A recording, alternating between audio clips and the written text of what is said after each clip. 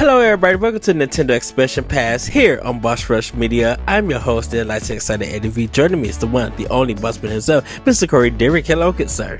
Hello. Ready to be here and talk about some things and Nintendo and yeah. Yes. So everybody, before we actually get into the topic, we kind of like last Nintendo Power Block, I know we talked a lot about sports and stuff, and we mentioned Tecmo Bowl and stuff. And I kind of was wondering, Corey, did you play a lot of the lot of sports games on Nintendo's consoles and everything? Because I know I did like golf, Tecmo Bowl, and Double Dribble. Well, that exploded in my face. So I didn't play a lot on the NES, and I didn't have a Super Nintendo. But a lot of I did play a lot of sports games on Sega Genesis. So I did too. I played like obviously NHL '94 was like a huge thing. Joe Montana the football was really huge for me. I love Joe Montana football, which is hilarious because that means EA had 2 football games on the Genesis. And I didn't know that when that game came out. I thought that Sega developed it and everything. Yeah, I thought that was like some sort of case too, but apparently not. Which is weird because it was Sega exclusive, and Super Nintendo got Madden, but it also got Quarterback Club, I think, was the other football game that was kind of in the mix for a while from Acclaim. Yeah. Because that's the one I played on Nintendo 64 was Quarterback Club. But also, like, I don't know if it was Nintendo exclusive, because maybe console exclusive, but I had it for Game Gear also. I think it came out later for other consoles. I think Nintendo got it first. Yeah, it must have. But like, I also played like, obviously NBA Jam was a huge one. Yeah, but I also played like NBA. Was it NBA Live at that point? It might have been. I played a lot of whatever NBA game I played that was like the realistic game, because I remember trying to play as the Bulls, and Michael Jordan was on the Bulls, but it was player 99 with like a silhouette with like a silhouette headshot, and it was clearly Michael Jordan. It may have been NBA Live, because I know Bulls versus Blazers was the first one, I think, for Sega Genesis. I don't remember that one. That's when because I never understood with the EA cartridges, they were a little bit bigger and they had that yellow piece in it, and I never understood what it was for. It's probably just like a marking thing, the way that like Nintendo puts some of their marquee games in red cases, at least on the Wii U, right? And in the Wii. So I mean, it's also like, I don't know, the Genesis was weird too with their boxes, because there was like 3 different versions of the Genesis box. Like the ones with like the red trim around it, right? And then you got the Sonic games with like the grid pattern. Similar to the Master System, like Sonic 1, if you bought it outside of the Genesis, like pack-in, it had like that, like the opposite of Master System. Remember, the Master System was like, it was white with a blue grid, right? And Sonic was black with a white grid. I had Black Belt, and it just had like this cartoonish foot, like in the thing. Yeah. So it was like, I don't know, man. The sports games always also, like, especially the Sega sports games, had the white cases that said Sega Sports on it in big blue lettering, right? And that was mostly like Daytona, and some of the other ones. But yeah, I played a ton of Joe Montana football, and then when N64 came around, it was Blitz, it was Wayne Gretzky's 3D hockey, it was a little bit of Madden, but I wasn't that into Madden at that point. Like, I don't know why I skipped sports games on the N64 for some reason. Probably because they sucked, to be honest. But NBA Hang Time also on N64, that was awesome. That was like the sequel to NBA Jam, Yeah. which I know doesn't get a lot of love, but that game was awesome. So, and then like when I got a Dreamcast, I played a ton of sports games on the Dreamcast. Oh The shoot. Dreamcast, And yeah, the in the Dreamcast was like a major yeah. sports thing, right? Like, I mean, it was NFL 2K, NBA 2K, NCAA 2K. They had a baseball game. They had, you know, Tony Hawk played better on there. The NHL Mm-hmm. played better on there. Blitz played better. Like there was so many sports games for that console. Tony Hawk, even like if you want to throw Tony Hawk in there, and Dave Mears Pro BMX was like those games were awesome. Yes. Oh, because The, it's the, because of the way like the stick layout was, right, and like yeah. the Genesis or the Dreamcast controller was perfect for three things, right? Arcade ports, sports games, and fighting games. That Well, pad was awesome. it had the Naomi board in the system, so it Mm-hmm. could just like make it easier to port arcade games to the system. Mm-hmm. Yeah. Yeah. The thing with NBA on the Dreamcast is holding an L and R button to match up the arrows. I used to hate that so much just Yeah. to make the free throw and everything. But man, I do, man. I besides like Pat Robertson, basketball on Genesis, and I love Triple Play on Genesis. I used to play that Mm-hmm. like during the summer and everything. But man, Yeah. NBA 2K, that was my first time playing a whole basketball game through a season, and I picked the Blazers at Yeah. that time. Yeah. Um, and it was just like I think Retro Concepts was the developers, Mm-hmm. I believe. Yeah, that man, that the Dreamcast became the sports system Yeah. for me, and it was because it was weird because even though as a Nintendo fan and everything, and seeing NCAA double basketball and Ken Griffey Jr.'s baseball, Nintendo kind of got away from sports games and started putting that stuff into the Mario universe, which was cool and everything. But man, the sports games, like my sports era was the Dreamcast because that's my brother. He was the Sega fan of the family. So when he got a sports game, I would try it out when he was at school or work or anything. And normally I tried NFL 2K. It wasn't my thing. And I think that's because of Joe Montana and stuff. And I didn't really know football as that well. But something about NBA 2K on Dreamcast just like what's the game? Having my VMU in that mug and just saving all my games and stuff. Mm-hmm. Yeah, man, Genesis, the other basketball game I played on Genesis was Pat Riley's basketball, and it was like all these fake teams. There were no real teams. It was just like the blue team and the red team and the yellow team and whatever else. And it was like I played that a lot. But yeah, I mean the Dreamcast was like the first like that was like the main thing I played on Dreamcast was sports games. And obviously when PS2 came out, like Madden took it to another level and NBA Live took it to another level. And then, that was peak sports was PS2 Xbox era and GameCube, Well, I guess. Well, I definitely for wrestling fans, like the N64 was the system. It's kind of weird because if you think of it in reality, when it came to sports for the NES, Konami was running it. When Mm-hmm. it came to like Super Nintendo and Sega Genesis, it was EA. When it came to Dreamcast, kind of in that era, it was Sega because they was doing their own, and then it kind of went back. It kind of became EA and Sega. Even Sony had theirs, but Sony was just like kind of low key and everything.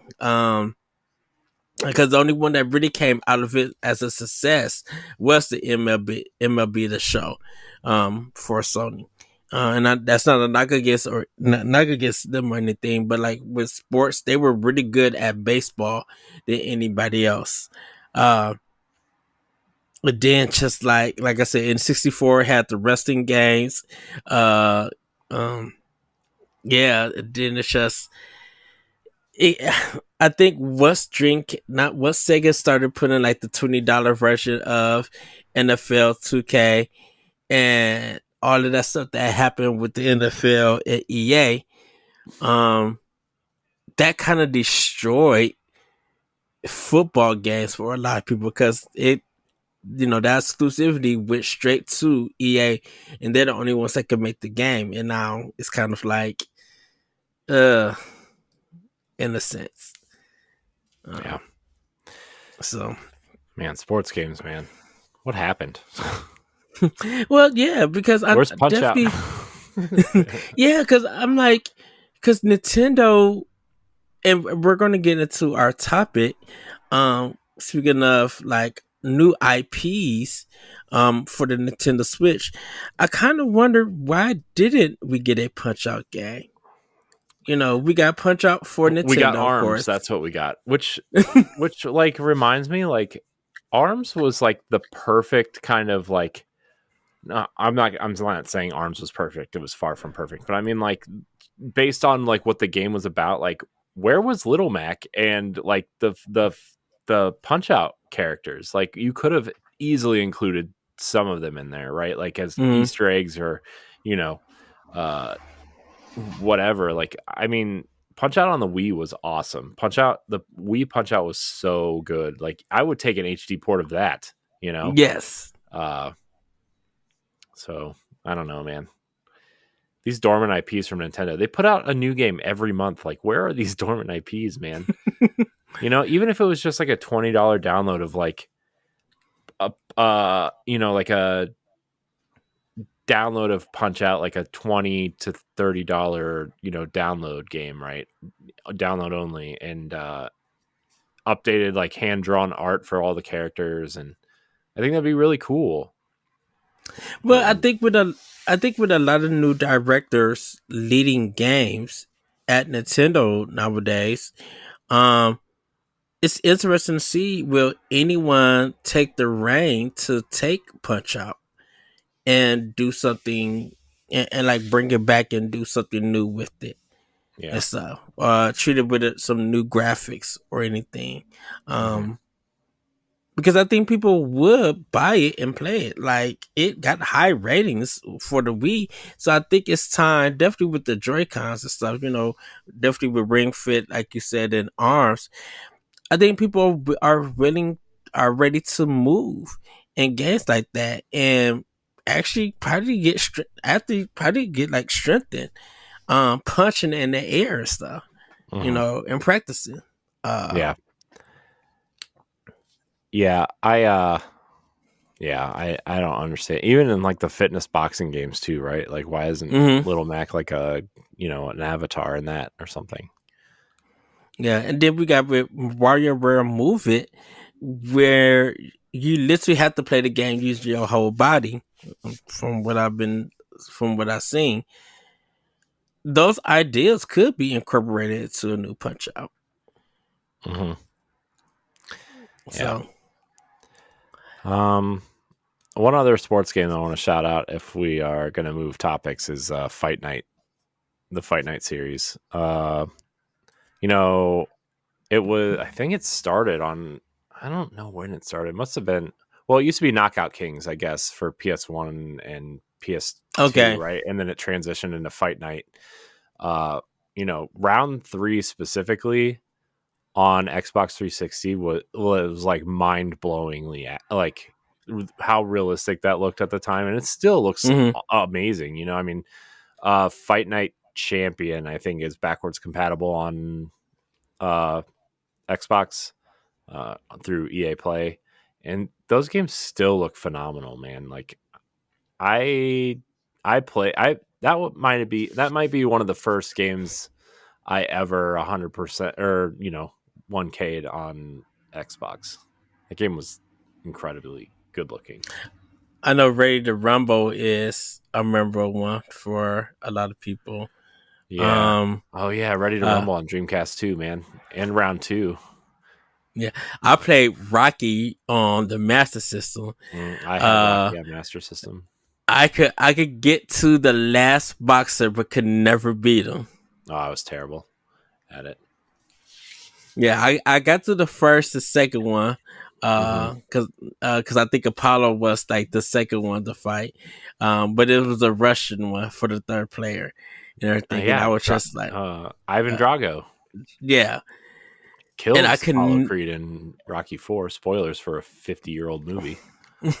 Oh no, I could never beat him or get any hits off of him. I'm just like, oh, what the heck, um, and everything. So Yeah. yeah, so um, but just a little sports thoughts for you guys. Arch rivals was kind of a funny one. Def Jam Vendetta was one, and I think at a point in time, people were wondering were fighting games considered as sports games Mm-hmm. at a time. But I think once Street Fighter 2, Mortal Kombat, Killer Instinct, I think once those games came out and they were more fantasy like, um, they developed their own genre, which is the fighting games. Cause just like Karate Kid and Karate Champ on NES, those would probably be considered as sports games in a sense. Um, and what is the Ring Kings? Good Hmm. googly moogly. That was that was a game. What And was the stuff. boxing game where like Don King was on the cover of it? Do you remember that? Uh, Don Ah, King. It has man, to be an EA one. hold on. And I'm also, looking what it was up. Don was it King yours? presents Prize Fighter. Yeah. Oh God, hold on. I gotta see it. Okay, so it was developed by Venom Games and published by 2K Games and 2K Sports. So this was 2K's boxing attempt. It What came out. year? Um, let's see. It came out in Oh, it is a 2009 on Xbox 360, Oh wow. and it said initial release date was June 10th. A Wii and DS version called Don King Boxing was released in 2009. UFC champs had their fighting game or sports game, I should say. Yeah, Um, being Tiger man. Woods. Oh, Tiger Woods, man, that was awesome on GameCube. By the way, played a lot of Tiger Woods, and I played a lot of FIFA on the GameCube. Yeah, FIFA. Man, FIFA soccer is still like actually really fun to play. But I don't want to buy it every year because I don't know anything about any of these soccer clubs, right? So Right. I think it's still number two, and well, it just got number two in the UK with Spider-Man 2 taking over and Mario mhm. Wonder being three. Yeah, That's just which I understood when I read that story.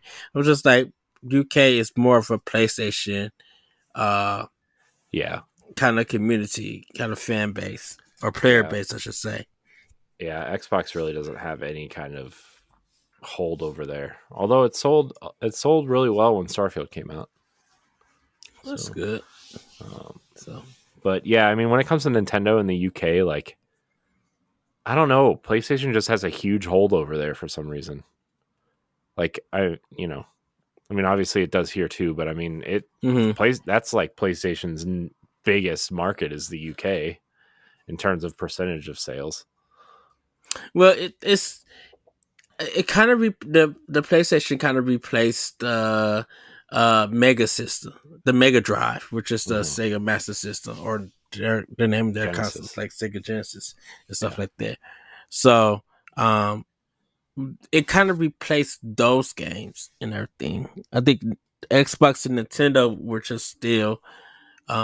I mean, I think Switch now has got it to a better place in the UK. Um, uh-huh. Xbox a little bit, but yeah, it's still this. I think it. I wonder if it was because of PlayStation 2. I don't know so much if it was Well, it may have been PlayStation 1. Um, would be my guess. Yeah. So Well, sports games, everybody, they're fun. play them. Yes. Maybe. So, Corey, Super Mario Wonder came out, and I was kind of thinking about Switch games from Nintendo, but I was thinking about out of the 6 years that the system has been out, there's been a lot of like new IPs for the system. And I kind of want to get your opinion about how do you feel about those new IPs that came to Switch? Yeah, I mean, so here a fact for everybody, which it might not be that front facing, but Nintendo has published a new IP every year except for 2020 since 1983. So that means what is it, 2023? So Mm-hmm. 2017, 17, 18, 19, 21, 22, 23. So 6 new IP have been published by Nintendo on the Switch. So that would include stuff like 1-2 Switch, Arms, Snipper Clips. I think we've gotten way more than 6, but stuff like Astral Chain. Astral Chain's owned by Mm-hmm. Nintendo. Even something like Good Job, that kind of puzzle game. There's a few others too that have been published by Nintendo. So I think I think there's a good mix of games here. Not all of them are great, not all of them are good, but I think when Nintendo sees an opportunity, especially for something like Snipper Clips, right? We argue that should have been a pack-in game. Yes, because it's the perfect game to show off how the Joy-Cons use. It's a multiplayer game. It's just a really fun experience, and I still recommend that game to people who are buying Switches and they ask what games are good and what multiplayer games are good. Obviously the first one you go to is Mario Kart, and then mm-hmm. if you're looking at multiplayer games, Mario Kart, Smash, even any of the Mario sports games or Mario Party. But I always recommend Snipper Clips because it's a 4-player game. It's fun. It causes a lot of chaos. It's funny. And the way you can screw people over is really funny. It might cause fights, but it's also really funny. So, I mean, that's my answer. But I mean, I think Astral Chain is probably the one that sticks out the most in terms of quality, in my opinion. Yes. Arms is obviously one that people point to as like the new IP from Nintendo, right? Mm-hmm. Because they developed it internally. It's new, whatever. It's got a lot of interesting characters that are, fun to, and people obviously got real thirsty over the one chick and like with the white hair and the leather black pants or whatever. I don't know any other names. Sorry, everybody. Min Min, I know Min Min because she's in Smash, but that's about it. Spring Man and Ribbon Girl also, who are kind of like the front-facing characters. But then you have stuff like 1-2 Switch, which is like extremely ridiculous and everybody makes fun of, except for my nephews for some reason. But it's still sold enough to get a sequel. We just got a sequel this year. Everybody 1-2 Switch. Why?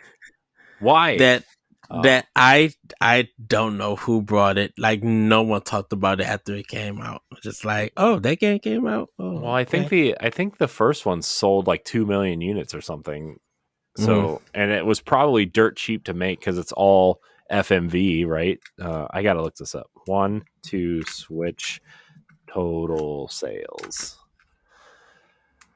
Okay, it sold almost 4 million copies. Okay, so that's not bad. Here's the thing, though. I mean, that's if you're trying to get families involved and play together, like that's a perfect game for families and people that don't play a lot of games, right? It's funny. It's kind of stupid. It still makes me laugh when my nephews play it. So I guess there's something there. But like for people like us, it's not really a game that we gravitate towards. Yeah.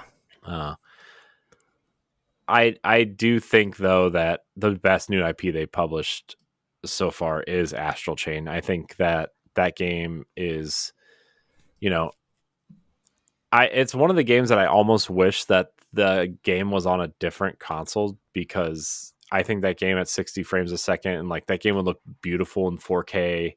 you know, a little bit of ray trace, even with its art style, right? Like, Yeah, or like if it would get a sequel on the next Nintendo console, like that would probably be like the definitive sort of version, you know? I have a feeling it will. Yeah, I mean, Platinum published or you know developed the first one. I wonder if they would go back to Platinum to do that. I don't see why they wouldn't, unless you Yeah, know, uh, unless Camille was involved with it somehow. But I don't think he was involved with that. no, he wasn't. So you know, I don't really see why they wouldn't just go to that. So Yeah, I think they'll go platinum for not only just another Bayonetta, but an Astro Chain too. Because I think with them going to Kobe Tecmo, or even like Team Ninja, I think they're mhm. gonna go to Kobe Tecmo for other games, especially probably they may. I have a feeling they're gonna go back to them with Fire Emblem, um, and stuff. Yeah, yeah, I I really like. I mean, Three Houses is way better than a Nintendo internally developed one, right? Like With Inte- intelligence system. Intelligent Systems has made some great Fire Emblem games. Don't get me wrong; I loved Awakening and Fates. Mm-hmm. Uh, but man, Engage just wasn't. Pardon the pun. Just did I was not engaged with Engage. Right, like that game was. It was kind of like there's no real like powerful story, especially like Mm-hmm. to draw people in. You got to have something that's a powerful story to draw you in, and it just did not draw me in. And like without the like interstitial kind of like almost persona like social stuff, you know, uh, I just wasn't engaged with it at all. And it kind of feels and sorry everybody for the side tangent, and it kind of feels that If they don't some know of the by people now, from that some of the people at Intelligence System work with Kobe Tecmo to make the houses. um it kind of like just feels fitting because I feel like now intelligent systems can make other stuff. Definitely the Paper Mario series, like Origami King it's just so funny, it's so good, like probably one of the best Paper Marios, or even over a thousand year door. yeah, But I think intelligent system can now probably make another game, and everything. Like I would love to see code name Steam to come back under intelligence system. I think they did. I think they did codename Steam. yeah, they did do Codename Steam. Okay. They also do they've also done the Paper Mario games, Okay. Yeah. which is Um. intelligent systems like kind of bread and butter now, right? I mean, I mean that's what they've been doing, and you know Did they do Advance Wars also in the past? they did the Game Boy Advance versions, yeah. But we all know Way Forward. Our friends over at Way Forward Yes. did that, so you know it's Okay. did the new ones or the remakes or whatever you want to say. Yes. Uh, so yeah, I don't know, man. I kind of think they should just stick with Paper Mario at this point and let Tecmo Koei do the Fire Emblem because everybody I know loves Three Houses. Oh yeah. Everybody I know loves Three Houses. I think It's about that game almost as much as I think about Breath of the Wild. It's definitely like a top 5 Switch game for me when this is all said and done. mm-hmm. Like Three Houses is right up there with Breath of the Wild for me. Like it's. I think this is when it started being when Nintendo games started being like super sold out, and you had to wait for like another shipment to come in and everything. Mm-hmm. Or you were lucky to find it because like that game came out and pretty much that year people felt like that should have won game of the year and everything. Mm-hmm. It did it, but it still got the recognition, and people still go to Three Houses like even like a couple of years after it's been released. Mm-hmm. People were going for it, and they were just like, I just have a feeling to play a strategy game. I'm about to pop in Three Houses, and they get wrapped back in and playing different families and everything, and it's just like, Mm-hmm. wow, that how powerful that game is. And no shades of Three Hopes, because shoot, Yeah. Shares is literally, I think, out of the Warrior games, I think she is probably going to be my number one iconic character out of the Warrior games. Mm-hmm. Because she's just like the voice, the way that she acted, her design and everything. I'm like, yeah, this is top tier. She's an icon. Yeah. I wish they would put her in her own solo game at this point. To be honest, I think I don't know. I kind of want that. Yeah. So Yeah, but I do like a lot of Nintendo Switch's new IPs, and everything. Good job, it's just completely funny. yeah, dude, that Getting game's so it, funny, especially like when you let something go and like everybody gets really mad when you destroy everything. yes. Uh, of course, I'm a big fan of Arms, Of course and you are. everything. Um, so Octopath Traveler, was that published by Nintendo and developed by Square, the first one? Yeah, the Nintendo published and distributed it here, but then obviously when it came to other consoles like Xbox and well, the first one's still not on PlayStation actually, so I don't know how that's gonna work. But I've heard Mm. that the first one is gonna come to PlayStation early next year. So we'll see, but yeah, I Because mean, I think.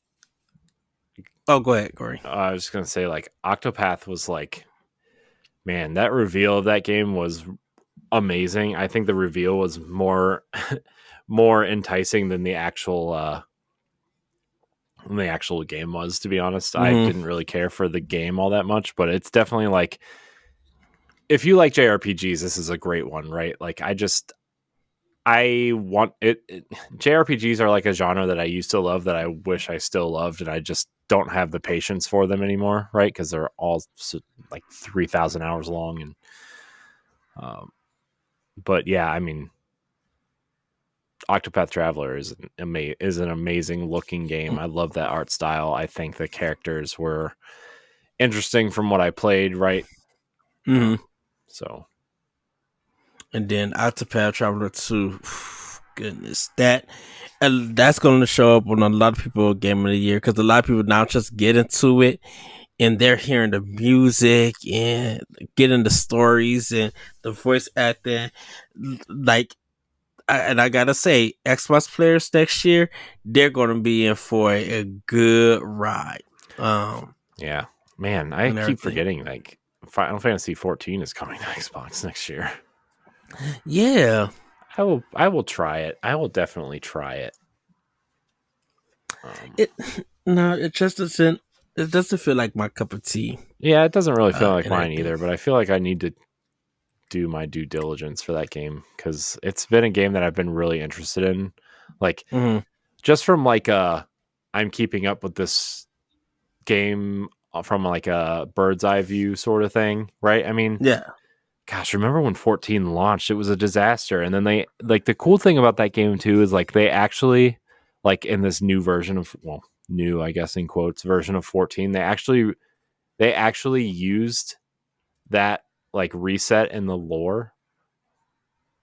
Like the old game is like still part of the lore. And Yeah. it's kind of interesting, man. And like the fact that you can play the whole game single player with AI party members is super cool. Like you can kind of create your own party members too, which is interesting. And like you can play the whole Yes. story by yourself up to a certain point and for free too, which is cool.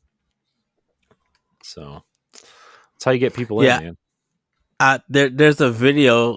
They captured video us showing the first version of it being destroyed, like that whole world being destroyed, and then they were just like Final Fantasy 14, a realm reborn, and Hmm. everything. And I was Yeah. just like, oh, that's super cool, Yeah. and everything. But Yeah. yeah, it really is amazing just seeing, just from Nintendo's perspective with new IPs, that when their next console come out, everybody's gonna be like, what is gonna be the next thing on that system?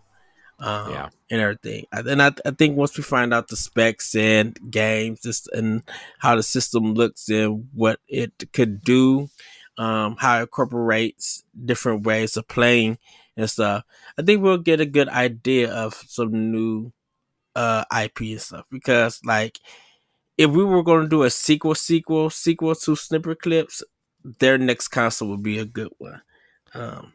Yeah.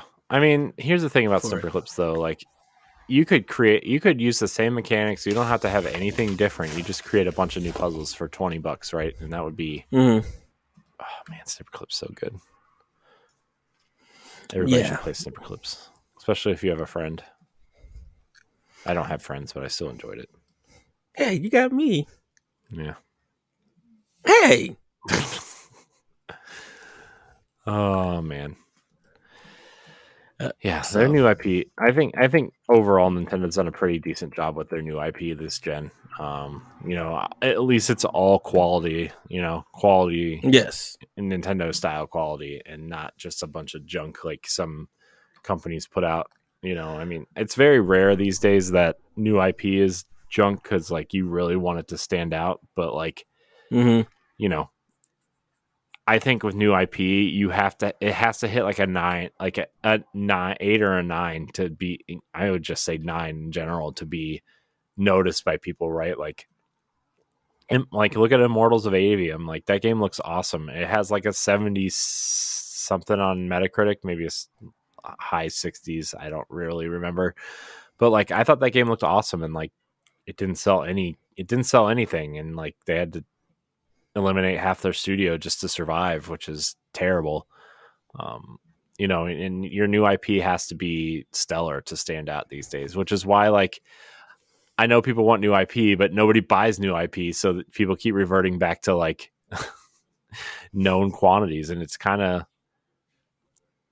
I don't know, maybe that's a different conversation we should have at some point, but like the video game industry is like, I don't want to say on the verge of collapse because that's really, Mm-hmm. drastic, but like every studio is like, if this game doesn't sell, we are screwed type thing, right? Like it sucks that studios have to develop like that with that in mind, where like, it's a game to game thing, and if your game does bad, you're gonna close, and that really sucks.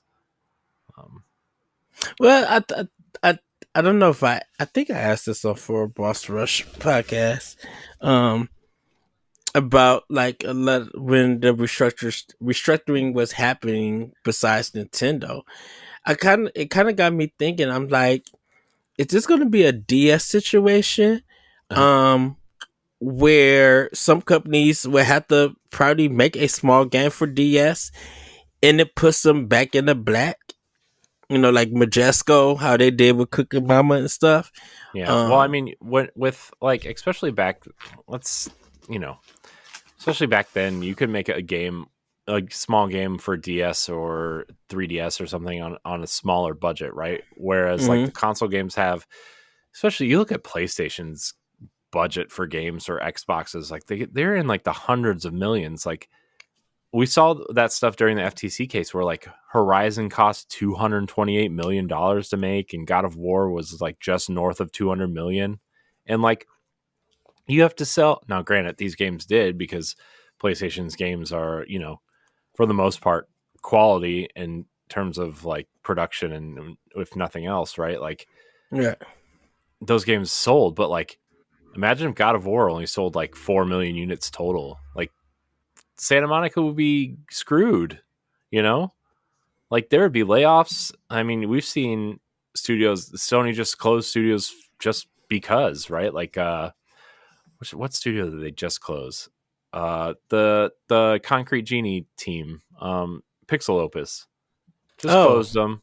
You know, like they were close to their next project, and like they were, being done, and they're nah, you're closed, which is sad. And like Studio Japan gone, yep. like Liverpool gone. You know, Yeah, definitely is when it Sony Liverpool or is was. it London? I think it's Liverpool. Okay, yeah. So yeah, I mean, it just sucks that these studios have to do that. And like with Nintendo, we've always talked about Nintendo being profitable with their games because their budgets are clearly not as high. No offense to Nintendo, they're Mm-hmm. just not. Like they don't have voice acting. You know, a lot of their animations are reused from previous games. Like in Zelda's case, right? Like almost the whole world was reused. You know, I mean, obviously they Yeah. took 6 years to come up with new puzzles and new layouts and stuff, but they didn't like Mario, right? No real voice acting. Uh, it's and you know not that their games are low quality or by any stretch because they are, and I think that's what I think some companies need to learn from Nintendo is like their budgets are way smaller and their games are high quality and they and that's why their profitability is so high, you know, because Yeah. they don't have $250 million budgets on every game they put out. They know how to manage their IP and like, you know, Yoshi's Crafted World did not need, you know, a $200 million budget. That probably costs Oh, like what, like 40 30 or million. 40 million, maybe like a hard maybe to make. And it sold Right. really well. You know, I would say their highest budget game was probably Zelda, you Yeah. know, Tears of And the they Kingdom. made that Yeah, and they made that money back within 3 days. Like hmm selling 10 million. I'm yeah, like, yeah. that's I mean, yeah, and that was, and you know, there was a really great article that came out the other day where like Nintendo, I think it was Furukawa, came out and said, you know, there's, you know, we don't crunch, we don't uh, mind delaying our games because quality is our top priority. And granted, Nintendo's in a mhm. different place, right? Because they're a first party, their console sells amazingly well. Obviously, their game, you know, what 15 of their top 25 have sold over 20, you know, 15 million, 20 million copies. Yeah. Uh, and so they're in a real, and you know, they're in a great spot. But like a lot of these other studios, man, are not so lucky. And obviously, Microsoft is in a different place, right? Because of Game Pass and it's Microsoft. They can dump millions of dollars into a project. Like I don't know if Halo Infinite ever made its money back from its budget, right? Because delays, you know, switching teams, having, you know, a lot of contract work and obviously other studios helping them get that game out the door. I mean, Mhm. that game probably had closer to like, you know, I don't maybe like 400 million, $500 million budget just based on Microsoft being able to dump that much money into it. And I Especially mean, with a even new engine yeah, like that. and even then, like Halo's campaign was awesome and the launch was awesome, but like their roadmap was a debacle, and so it left a stain on that game. And like, you know, it's it's hard out there for developers. I feel bad for any team in charge of developing a new IP because you know it's ridiculously hard. Um, Well, it's mostly that because like Tango Works, you know, they did Hi-Fi Rush, they mhm. did Ghostwire Tokyo, and Yeah, but depending they on didn't how sell people well.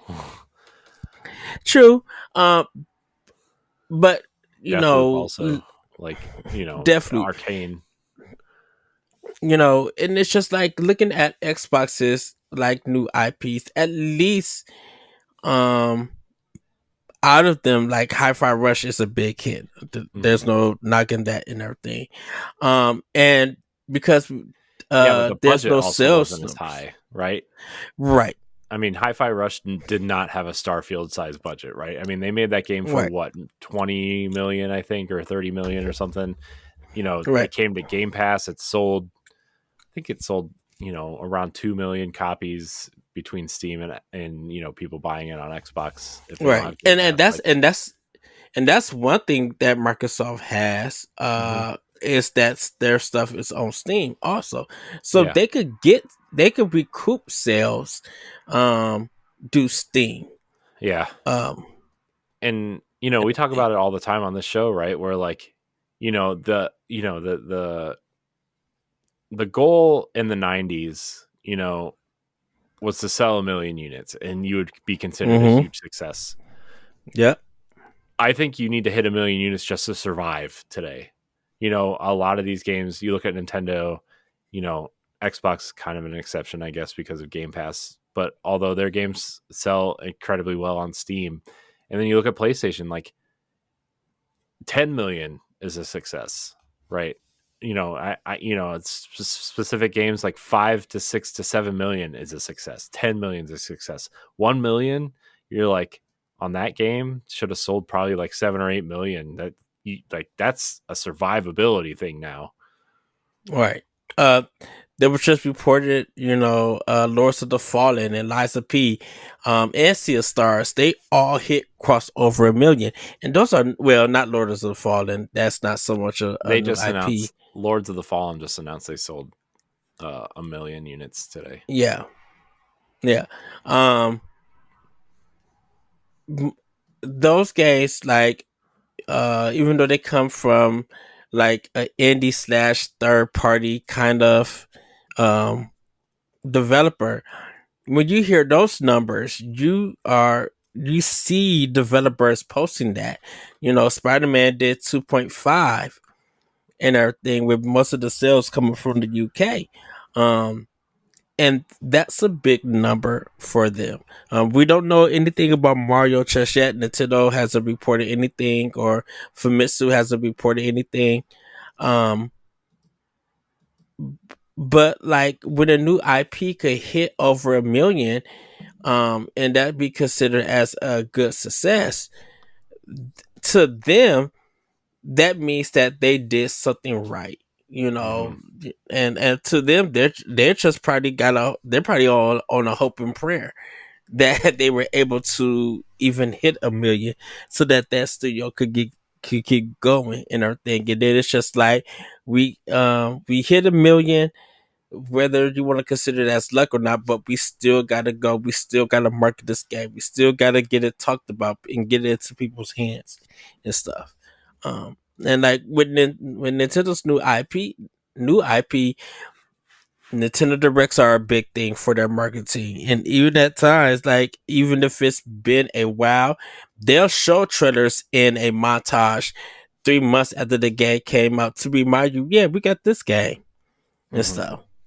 Yeah. Like, and true, even though Mario Kart 8 Deluxe is, a big seller still in Animal Crossing, they still use those games in their marketing and Yeah. stuff. Mm-hmm. And so if you could get a new IP into your marketing thing, definitely new IPs in the Nintendo Direct, Mm-hmm. for the past 6 years and stuff, that really guaranteed that you may have some really good sales. How the quality comes out, who knows? But it was like, we made it to a Nintendo Direct. There's a big chance that we'll have some really good sales and stuff on it. Yeah. And I think Nintendo's done a great job of like balancing, new IP with new games in a series with porting games and remakes, Mm-hmm. right? Like that's been their kind of like really it's been a great cadence for them, and Yeah. seeing a lot of these games come over from Wii U has been nice, although there's a few more they should do. Um, but and then obviously like starting to bring over some 3DS and Wii, and even a remake of a beloved Super Nintendo classic that's coming out in a couple weeks from from the day we're recording. Might already be Mm-hmm. out by the time this posts. I'm not 100% sure how the calendar is going, but and then um, and then we've talked about the GameCube. That's the perfect era to HD remaster. Yeah. Between Pikmin and Metroid Prime, and not necessarily Luigi's Mansion 2 next year, a 3DS game, and Paper Mario's coming next year. Like, that's the perfect console to just HD remaster for Nintendo, right? And a good $40-$50 price point for them is magical. Mm-hmm.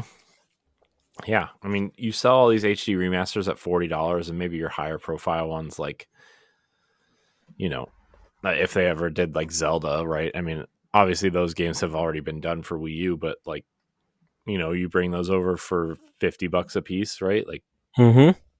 I don't know. I think Nintendo's got it in the bag there, in my opinion. Yeah. So.